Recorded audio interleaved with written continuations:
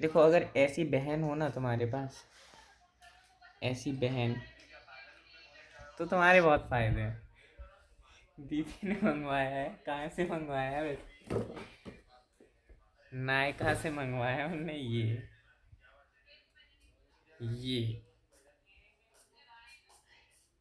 क्या है वैसे?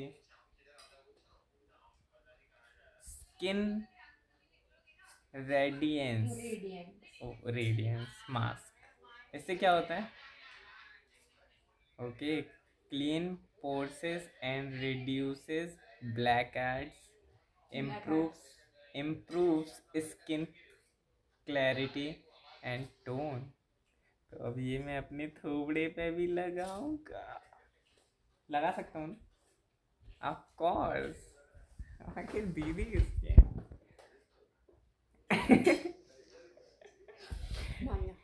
मान क्यों जा।